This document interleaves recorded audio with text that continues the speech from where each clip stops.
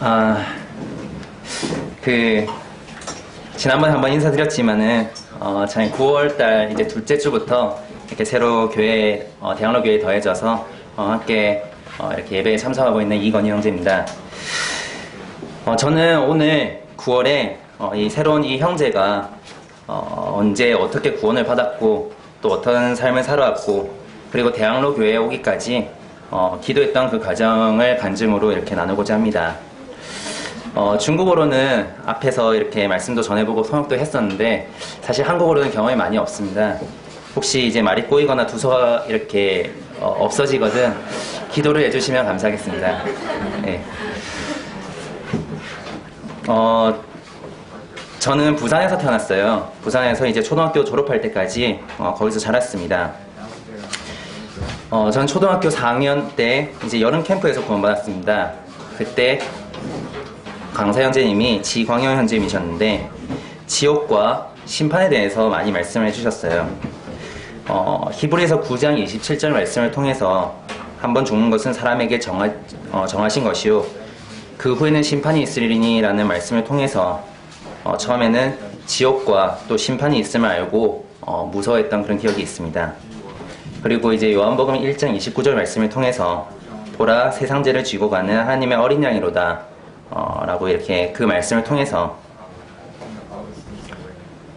나중에는 예수님께서 나의 과거와 현재 그리고 미래의 모든 죄를 포함한 세상 사람들의 죄를 다 가져가시고 또 죄값을 치러주신 사실을 듣고 감사를 했습니다.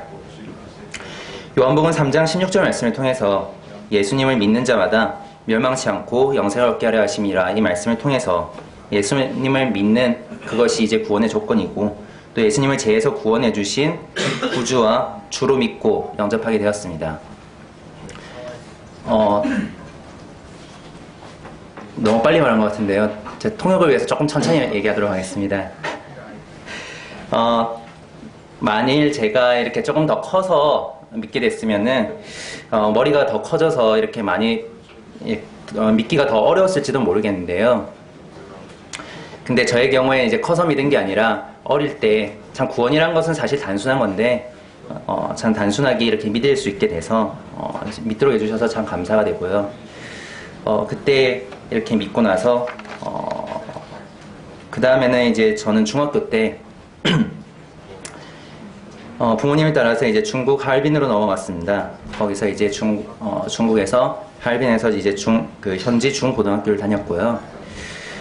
그리고 고등학교 3학년 때 이렇게 한국 대학을 준비하면서 북경에 이제 잠깐 머물렀던 때가 있습니다. 그때 이제 그 당시 이제 북경 교회 장로님으로 계셨던 김주대 장로님을 통해서 통역 훈련을 받았었고요. 참 그때 고등학교 3학년 때 통역 훈련을 처음 이렇게 약 8개월 정도 이렇게 받았었는데 참 처음에는 이때 이렇게 통역 훈련을 받아도 될까라는 그런 생각을 했었어요.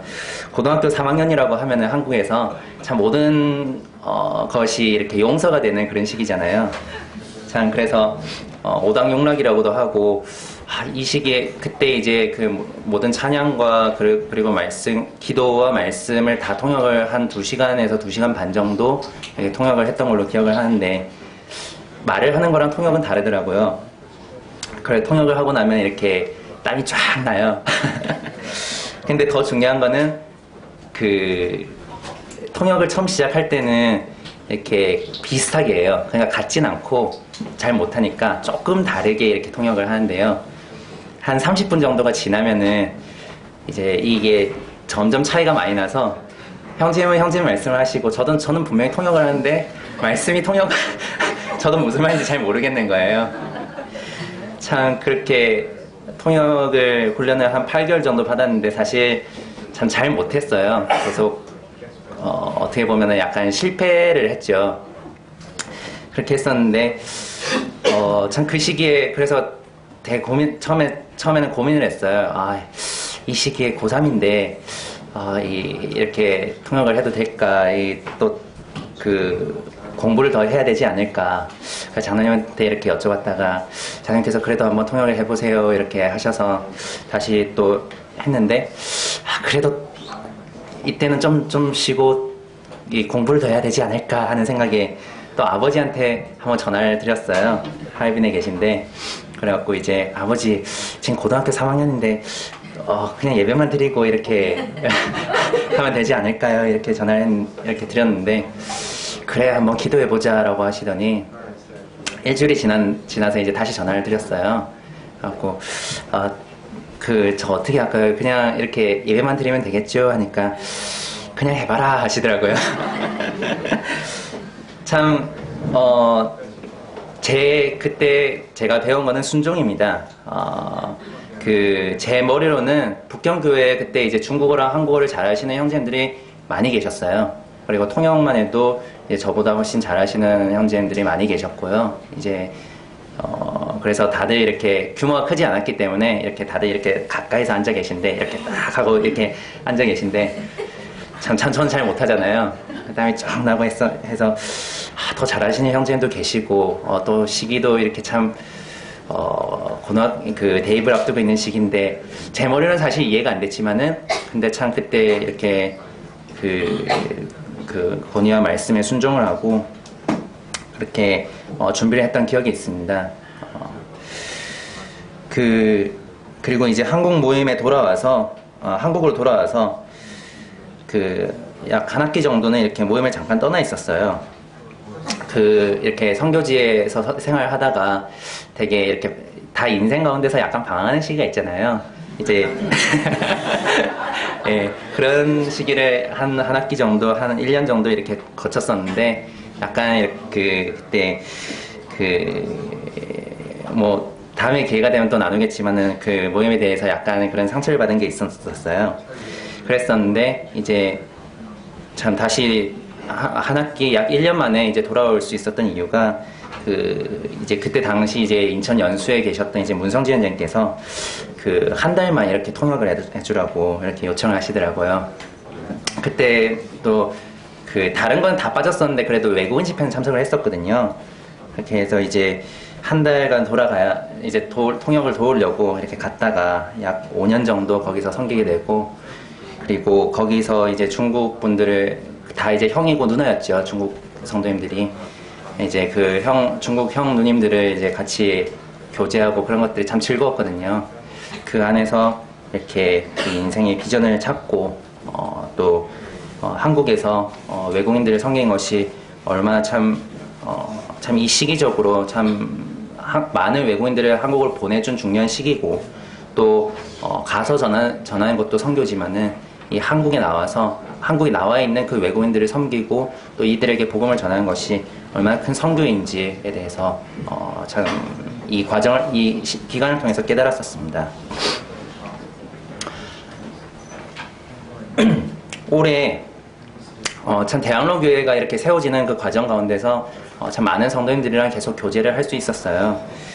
그리고 또 기도도 해주시고 했었는데 특히 이제 올해가 되면서 하나님께서 이렇게 교회에 대해서 이렇게 마음에 부담을 주셨습니다. 그리고 계속 기도 요청을 하는 가운데서 올해 1월에 가끔씩 하나님께서 저에게 이렇게 충격파를 주시지 않으면은 잘 제가 깨닫지를 못하더라고요. 올해 1월에 한번 이런 참 저에게 있어서는 약간의 충격적인 일이 있었는데 저에게는 신앙적인 고향과 비슷하죠. 인천 이제 지금은 남부교회인데 남부교회에서 구정 때 매년 제 기억으로는 한 31, 2회까지 계속 외국인 집회를 하다가 올해 구정 때 이제 처음으로 중국인 집회를 가지지 않게 됐다라는 소식을 들었는데 저에게는 아주 참 큰 충격이었어요. 언제나 계속 될 줄 알았거든요. 참 그런 가운데 있는데 참 여호수아서의 갈렙 선배님을 통해서 하나님께서 이런 말씀을 하나 주셨습니다. 여호수아 14장 12절 말씀입니다.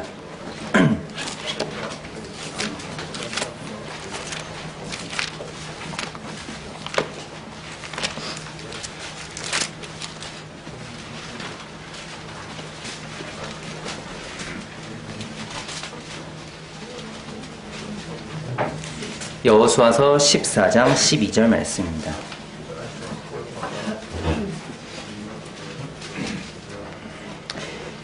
제가 읽도록 하겠습니다. 그날에 여호와께서 말씀하신 이 산지를 지금 내게 주소서. 당신도 그날에 들으셨거니와 그곳에는 아낙 사람이 있고 그 성읍들은 크고 견고할지라도 여호와께서 나와 함께 계시면 내가 여호와께서 말씀하신 대로 그들을 쫓아내리이다 하니, 제가 결혼하고 나서 이제 계속 가지고 있었던 생각들이 그 여러 가지 주변 환경을 봤을 때 지금 상황에도 외국인들을 섬기는 것이 맞는 것일까라는 그런 고민들을 하고 있었어요. 참 교회에 이제 다른 또래의 가정을 꾸린 그런 이제 형제 자매들 가정들도 봤었는데, 이렇게 평일에는 회사를 다니고 또 주말에는 예배를 드리고 그리고 이제 남는 시간들에 가족과 이렇게 시간을 보내고 많이 그렇게 하는 모습을 봤는데 부럽더라고요. 실질적으로 섬기려고 하면은 실질적으로 많은 시간을 써야 됩니다. 그래서 근데 이제 그런 가족들이랑, 저 같은 경우도 저희 아버지께서 어릴 때부터 사역을 하시고 또 선교를 하셨기 때문에 제가 자녀로서 있으면서 가장 아쉬웠던 부분이 참 가족여행이나 가족들의 시간을 못 보내봤어요. 그게 참 아쉽더라고요. 그래서 이제 저는 가장이 되면은 이렇게 가정에 참 더 이렇게 우선순위를 둬야지라고 생각을 많이 했었거든요. 근데 이제는 조금 아버지가 조금 이해가 돼요. 네, 그 시간이 한정적이기 때문에 그거를 결국은 우선순위대로 이렇게 사용을 할 수밖에 없더라고요. 그래서 참 제 자신에 대해서 하나님 앞에서 계속 핑계를 대고 있었어요. 전 주변 상황을 봤을 때 저희 자매는 이제 임신을 하고 있었고, 이제 내년 1월쯤에 쌍둥이 아들들이 태어납니다. 그리고 이제 회사 생활을 한 지는 이제 3년 차가 돼서 처음에는 아무것도 몰라서 일이 그렇게 많지는 않았어요. 그랬는데 이제 3년 차가 되니까 이제 담당하는 업무들은 계속 늘어나고 이제 조금씩 인정도 받기도 하고, 그러다 보니까 이제 퇴근 시간은 점점 늦어지고 가끔은 주말에도 출근하고요. 네, 그렇게 되니까 이제 남는 시간에는 이렇게 가족들이랑 보내거나 아니면 좀 쉬거나 이렇게 아무 생각 안 하고 쉬거나 그러고 싶은 생각들이 실질적으로 좀 생기더라고요. 그래서 하나님, 이때는 조금 이렇게 쉬고 이렇게 해야 되지 않을까라는 생각을 하고 있을 때 여호수아서 14장 12절 말씀을 통해서 참 한번 말씀해 주셨는데요. 이 말씀 가운데서 저에게 이렇게 마음에 주셨던 부분은 여호와께서 나와 함께 하시면이라는 그 부분이었어요. 갈렙이 여호수아에게 지금 방금 읽은 말씀을 한 때가 85세 때인데요. 다윗이 70세까지 살았던 것을 감안한다면 갈렙은 이미 굉장히 연세가 많으신 할아버지였고, 또 주변 말씀을 읽어보면 헤브론 성읍은 굉장히 크고 또 견고했으며, 또 그곳에 사는 사람들은 14장 15절 말씀을 보면은 아낙 사람들 중에서도 가장 큰 사람이라는 그런 표현들이 있더라고요. 전 제가 이렇게 참 주변 상황을 봤을 때는 제 주변 상황이 이렇게 헤브론 성읍처럼 크고 견고해서 지금 하고 있던 일들도 잠깐 내려놓으면 안 될까라고 생각을 했었는데, 참 갈렙 할아버지께서는 가장 중요한 것은 그런 85세라는 나이도 아니고, 그리고 아낙 사람들의 그런 신체 조건도 아니고, 하나님께서 함께 하시냐 함께 하지 않느냐, 이것이 가장 중요하다라는 그런 말씀을 주셔서 그때부터 다시 이제 중국인이라는 산지를 다시 달라고 기도를 하기 시작했었습니다. 그리고 그때 처음으로 서대문 중국인반의 동역자들에게도 기도를 요청드렸고, 또 이제 동시에 떠나더라도 이렇게 기존에 섬기던 그 모임이 굳건하게 잘 서 있을 수 있어야 되기 때문에 서대문 중국인반의 또 안정을 위해서 또 기도를 계속 드렸습니다. 그러다 7월이 됐는데요. 7월에 에스더서 말씀을 통해서, 사실 7월이 될 때까지 잠깐 잊어버렸어요. 네, 그렇게 생각을 하고. 그리고 이제 에스더서 말씀을 통해서 좀 더 강한 충격파를 주시더라고요. 에스더서입니다.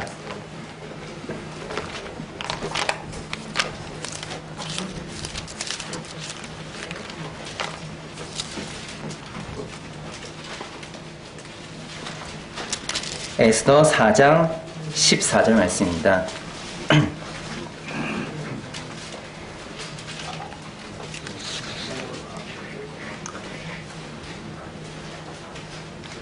에스더서 4장 14절 말씀입니다. 제가 읽도록 하겠습니다. 이때에 내가 만일 잠잠하여 말이 없으면 유다인은 다른 데로 말미암아 노임과 구원을 얻으려니와 너와 내 아버지는 내 아버지 집은 멸망하리라.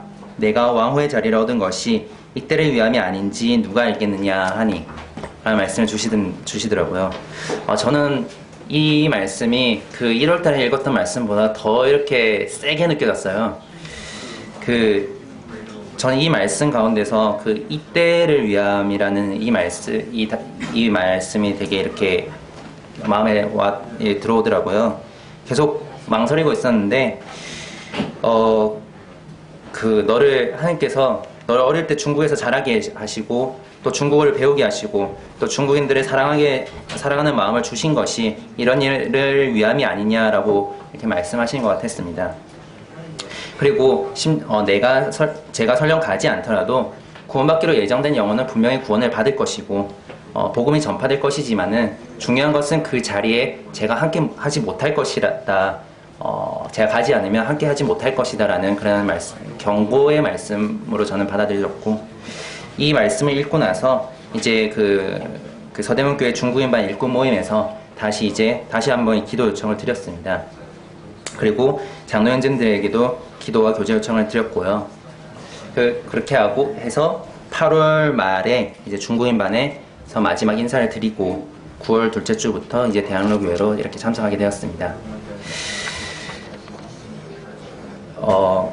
참 이 자리를 빌어서 참 감사를 드리고 싶은, 성도님들께 감사드리고 싶은 거는 참 이렇게 저희 가정을 위해서 많이 기도해 주시고 또 참 방학계 맞아주셔서 참 감사를 드립니다. 참 이번 이렇게 오게 되기까지 지금까지는 계속 이제 그런 아버지의 아들로서 또 그런 가족의 일원으로서 아버지가 받은 말씀을 잘 순종하는 그러면 되는 시기였지만은 이제 결혼을 해서 가장이 되어서는 제가 하나님께 말씀을 바로 받고 또 제대로 서서 그 말씀을 분별해서 결정을 해서 가정을 이끌어 나가야 되더라고요. 참 그런 경험을 이제 이렇게 조금씩 해 나가는 그런 시기였는데, 참 말씀을 어떻게 그렇게 봐야 될지, 또 참 여호수아의 말씀을 보고 나서도 망설일 때 하나님께서 다시 말씀해 주시고, 이런 과정을 통해서 참 비록 시간은 걸렸지만은 그 시간 동안 참 이렇게 기도하고 말씀을 분별하고 결정하는 것을 참 배울 수 있는 그런 시기여서 참 감사가 됩니다. 계속적으로 저희 가정은 3가지 비전을 가지고 있습니다. 첫째는 국내에 있는 외국인들에게 복음을 전하는 것이고, 둘째는 선교사 자녀들이 선교지와 한국에서 잘 적응할 수 있도록 돕는 것입니다. 그리고 세 번째는 한국 교회에서 선교사들의 현실적인 필요를 잘 도울 수 있도록 그런 돕는 역할을 하고 싶습니다. 그 중에서 이렇게 첫 번째 비전이 가장 큰 거고, 또 그 비전 가운데서 또 이렇게 대학로 교회로까지 이렇게 오지 않았나 싶습니다. 마지막으로 이 말씀을 읽고 간증을 마치려고 합니다. 로마서 14장 말씀입니다.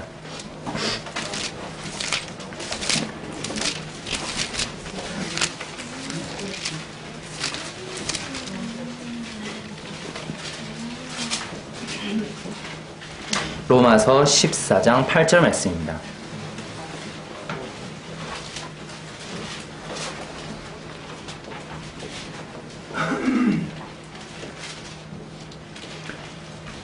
제가 읽도록 하겠습니다. 우리가 살아도 주를 위하여 살고 죽어도 주를 위하여 죽나니 그러므로 사나 죽으나 우리가 주의 것이로다. 참 요즘 이 세상에서는 학교에서 그리고 세상에서는 내 자신을 중심으로 생각하고 또 내 자신을 위주로 생활을 하고 그런 인본주의적인 교육 가운데서 저희는 살아가고 있습니다. 참 내 생각과 또 내 주장이 난무한 그런 세상 가운데 살아갈 때 하나님께서는 저에게 자신의 피값으로 저를 샀기 때문에 저에 대한 주재권이 그분한테 있다고 말씀하십니다. 가정에 대해서도 고민이 되고 또 회사에 대해서도 고민이 있지만은 하지만은 하루하루에 대해서 제 자신에 대한 주재권을 참 내려놓기가 때론 쉽지 않을 때가 있습니다. 하지만 내 안에 내가 죽고 하나님께서 제 주인이 되셔서 계속 살아갈 수 있기를 희망합니다. 이상입니다.